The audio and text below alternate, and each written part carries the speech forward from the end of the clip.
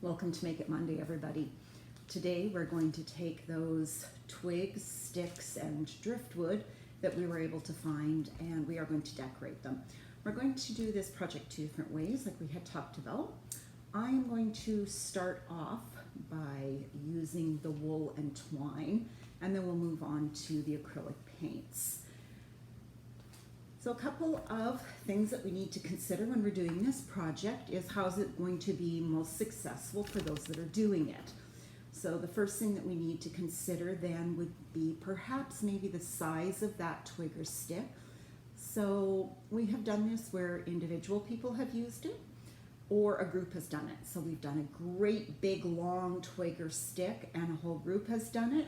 We've laid it out on the table and everybody's done their own part during different times. Now, if you're having individuals do it, having a stick that they're going to be able to hold, now thinking about how they can hold that particular item to make it successful for them. So when I have done this project in the past, we have people that lay it down on the work surface, holding it with one hand down and then winding it. Sometimes one person will hold it while the other person winds the twine or string or yarn. Another lady that I have worked with in the past, she actually places that between her knees and then uses her hands to be able to wind it. So again, just taking a moment to talk with the individual that we are doing the project with and thinking how it's going to work best for them. So sometimes that means using a thicker stick, a shorter stick, something without, a crook in it, just like a straight, that sort of thing, working together with somebody on the project or giving them whatever amount of room that they need. So again, starting with a piece of wool. I've got a multicolored piece here. That's also something that's really, really easy to be able to get a number of different variations in your project with. Taking and cutting a length of it is sometimes easier for some people, other people leaving it attached to the ball. Taking the stick, starting either at the top or the bottom, depending on whatever's easier. I'm just going to sort of start near the bottom, holding the piece flat. Normally what I do is start the first couple of twists around the project and then pass it on to the individual, letting them choose the color, the texture, all those sorts of things gives them the ability to make that project just completely theirs. Holding that and twisting it around and continuing all the way up the project. When you have pieces that jut out like this, you can take and wrap the twine around there or the wool, giving it, and this way I'm twirling the twig. You can absolutely wrap it around. Again, whatever's going to work, getting the twine around. When it comes to reaching the end of that piece of wool, I try to do this project without any glue or attachments.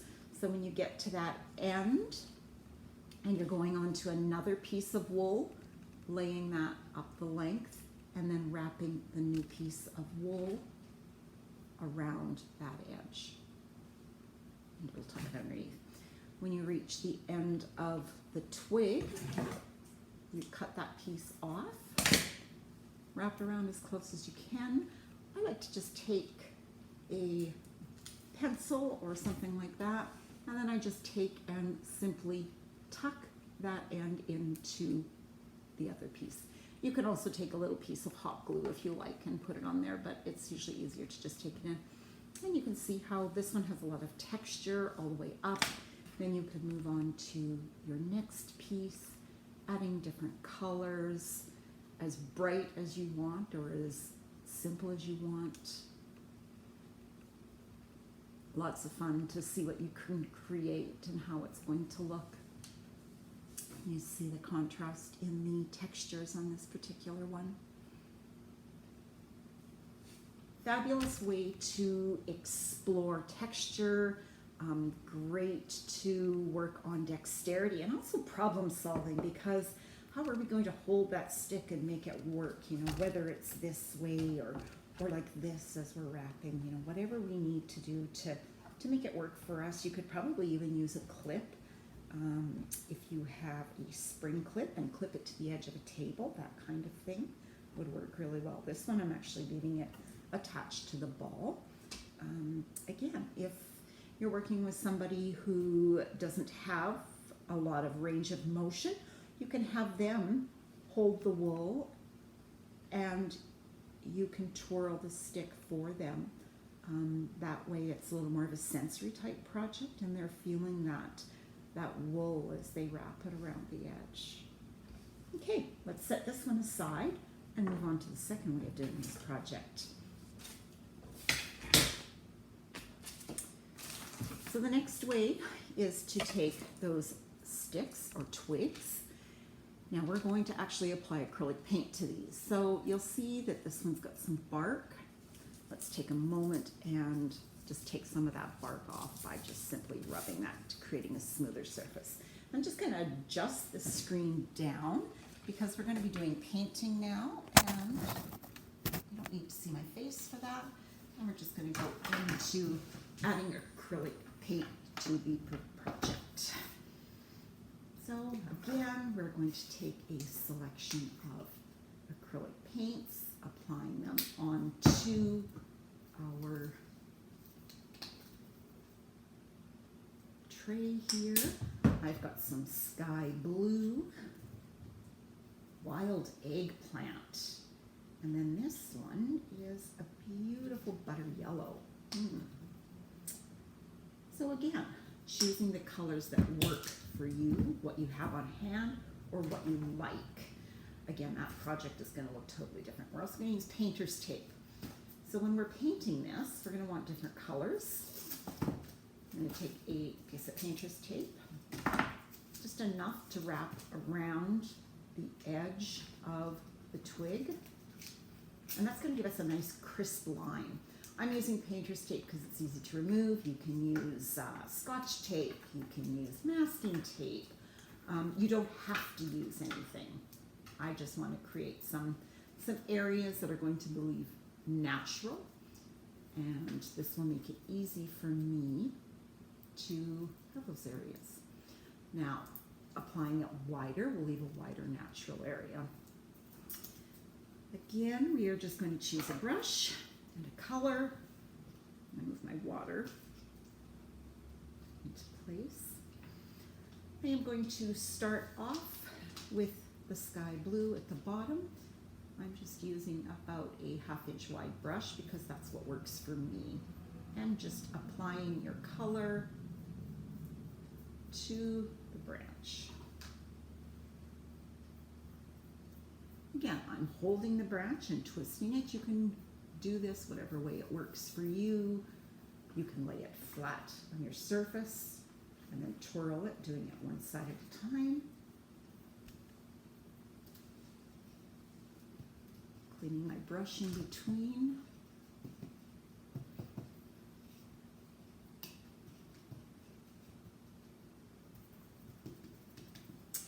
Go into the purple. If you don't have painter's tape, you can do this without using painter's tape and simply making a estimate of where you want that mark to be and then going on with your next color. Again, lots of different options, choices. So as you can see, I am doing just very basic, plain, straight colors at this point. I'm going to set that down.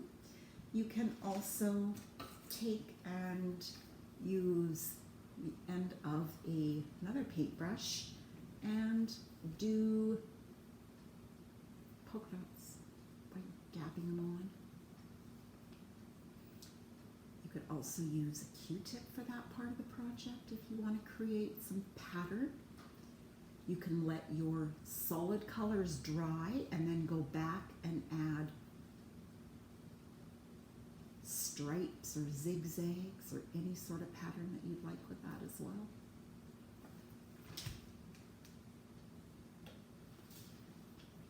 So in the past when I've done this project, we have done, like I was saying earlier, individual projects where we have each taken our own stig or twig and created something that was visually appealing to us. Then we put them all together and had a wonderful display. Now when you're adding them together, when they're dry, take and put them in a glass vase, put them out for display, that kind of thing. Beautiful colors on that. So when this dries, you will be taking off that painter's tape. Let's see if we can show you what that's going to look like. It's just going to give you a crisper edge.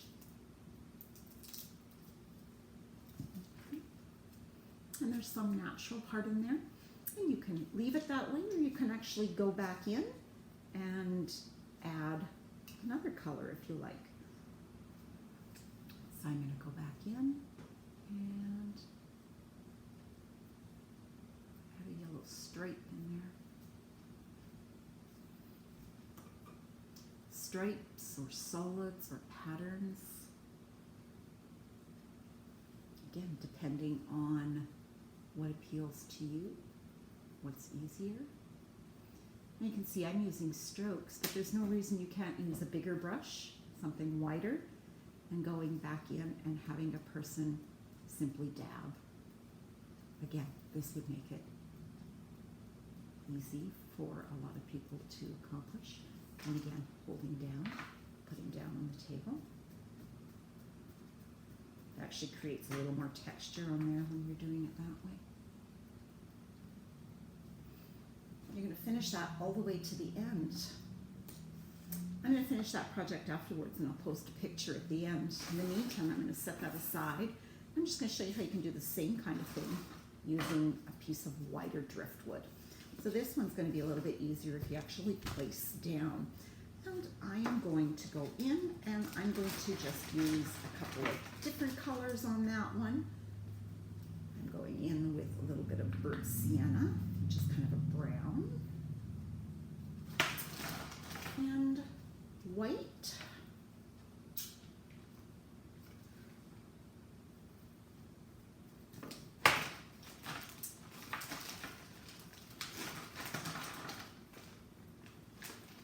Also just going to put a little bit of black on there.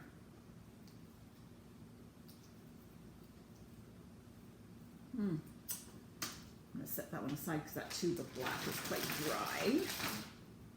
Give this one a try.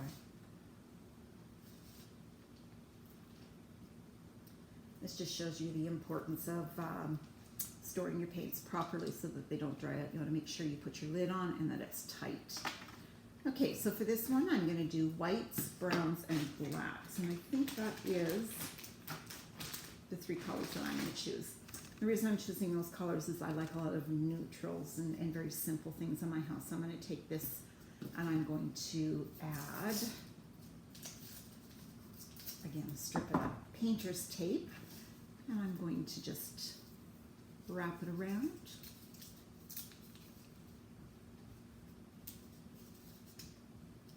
I'm going to paint that one way. I'm going to break this one up into couple of different patterns. So it'd be 4 parts on here. And I'm going to simply use a brush and I'm going to go in and I'm going to take the dark brown, add a little bit of water because this is a thicker paint, and I'm going to go onto the end and I'm just going to add more water and paint that end piece dark brown. I don't want to go too heavy, so I'm just going to add some more water. And the reason is I love the look of the wood grain of driftwood. So I just want to make more of a wash. So you see I'm just adding more water and spreading that paint around and going along the edge of the tape. And just creating a darker. I'm then going to go in and I'm going to do the same on the other end. Lots of water, a little bit of paint, and just create a wash.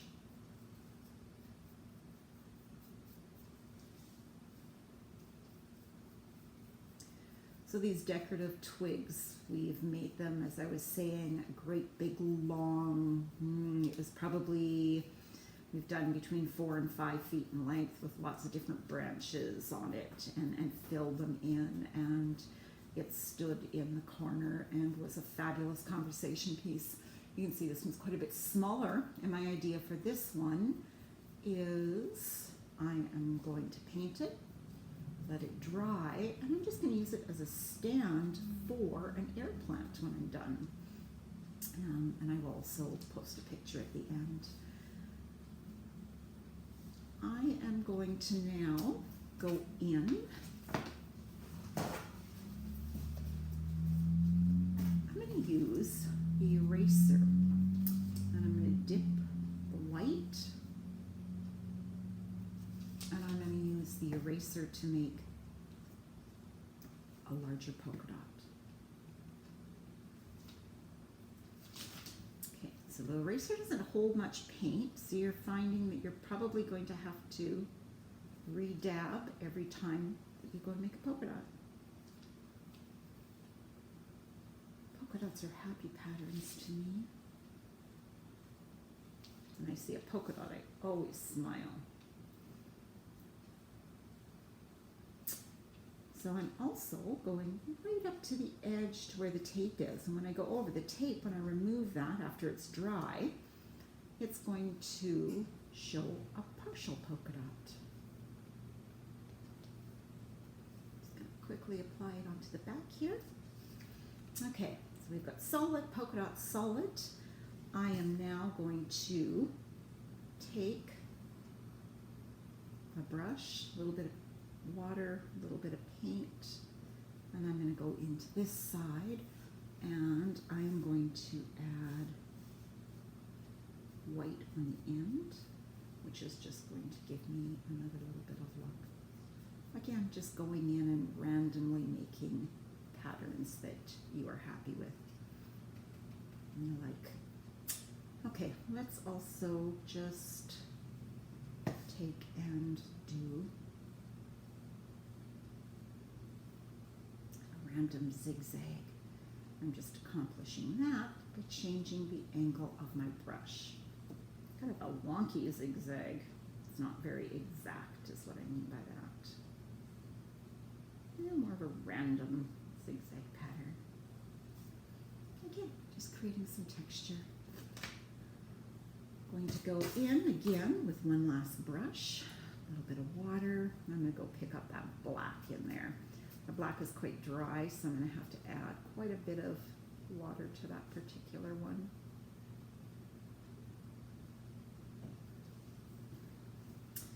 And I'm going to go in and just do kind of a charcoal-y type stripe on that one.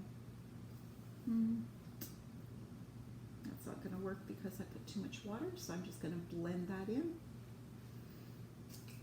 I'm going to go back in and I'm going to take a different brush, see if I can get a little bit sharper line. So when you're doing things like lines and such with paint, you need a stiffer brush, and that was much too soft to create that line. Just do a line in there.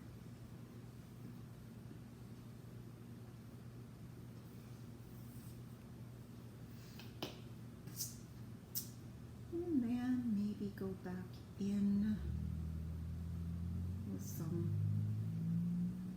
darker brown in there.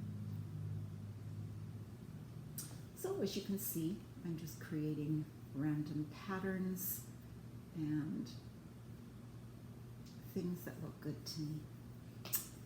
So again, that's going to be another project that we're going to let dry. This could be added into a container with all of the others. It would create such a beautiful, eclectic mix of things. Like I said, I'm going to use this one to put an air plant on. So you see when we remove this, we've got a lovely area that still shows all the natural beauty of that driftwood, which is really important to me because I love the looks of that. Now we can go back in here after this dries and create some more distinct lines. Thank you for joining me for Make It Monday. Today we created painted and decorated sticks, twigs, and driftwood.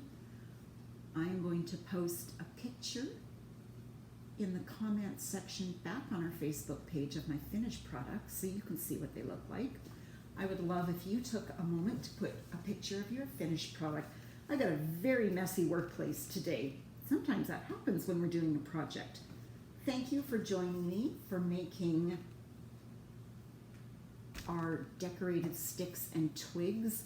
I can't wait to see what your finished projects look like. They are always such fabulous ones. Enjoy the rest of your week. We'll see you all again here for the next Find It Friday.